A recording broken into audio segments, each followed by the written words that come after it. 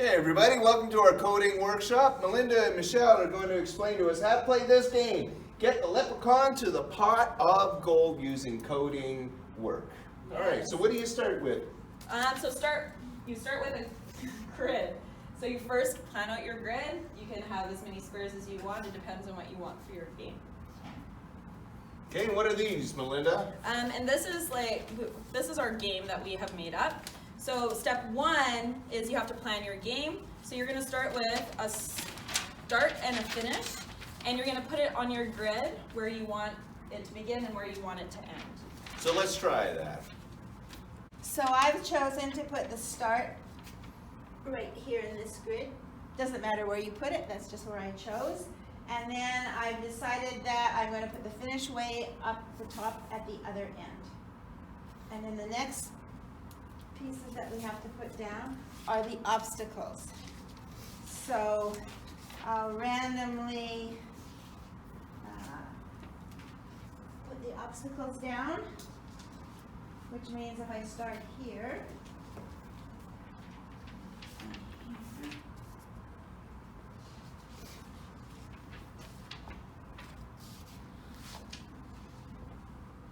what do you think, Melinda? You're doing good.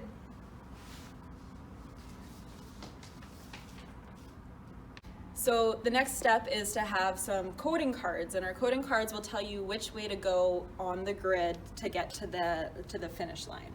So these coding cards, you can do any kind of coding cards. You can actually have plain ones, especially if you're with younger kids.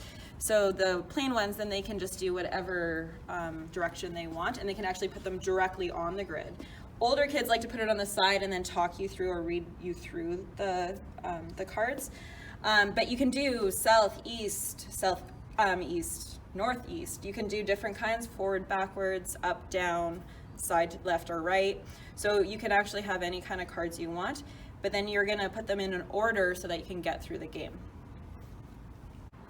The next step that we have is you could actually add a task. You don't need to add a task, but I am. So to get the leprechaun to the finish, I'm adding some coins for the leprechaun to pick up on his way. So I'm going to place them on the grid. Okay, now Michelle and Melinda are going to show us how to play the game. So I'm going to be on start at the north end side. Why don't you walk around and have a look? We put on the east, we put on the south, and we put on the west to help with these directions. So take it away, you two. How do we play the game now? Hey, are you ready, Mark? I'm ready. We're still Okay. Now I don't move yet until you guys get the code. Right, we're actually planning the code. Okay, at this moment, gotcha. So we might have to. We're planning it as we go. Okay. Okay, Mark, take one step west. Should you put one of those? One step west.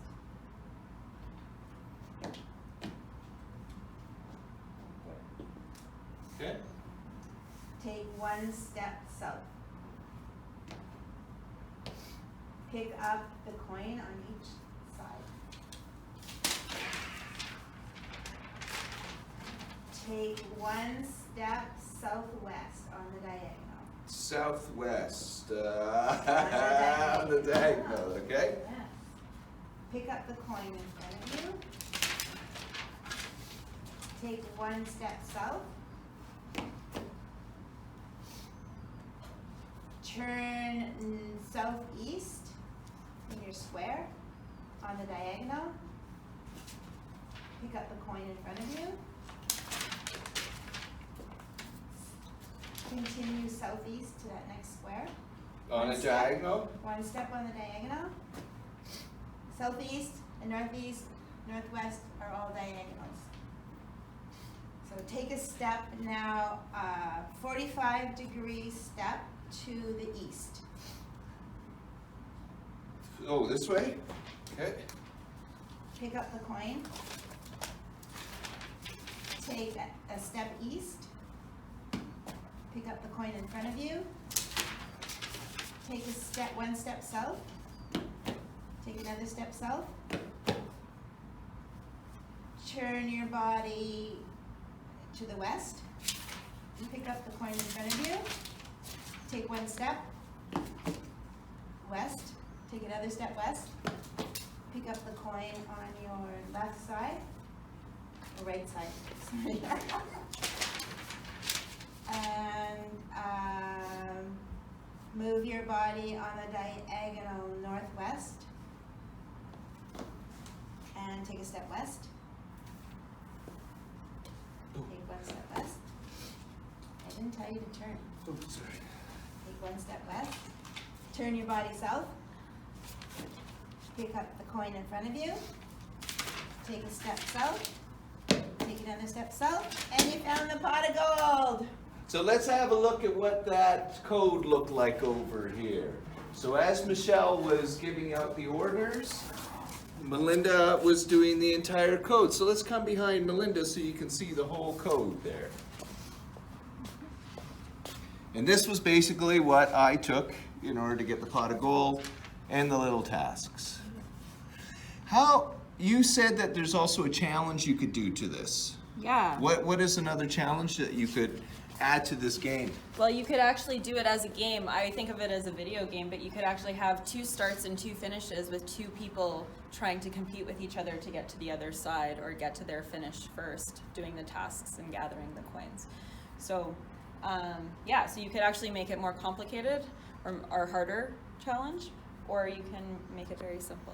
And can I sometimes you said you've played it, like this way we played it where Michelle was guiding me through and calling to you. Can you play this without the person on there, plan out this first, and then have the person just read it and try to get through space? That would be actually a little bit more simple, is actually if you planned it out first and then went through it.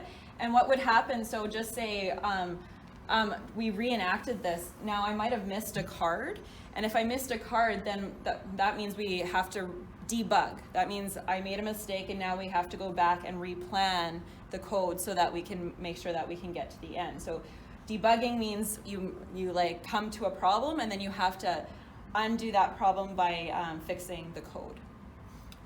Thank you very much. Let's do an elbow shake, everybody.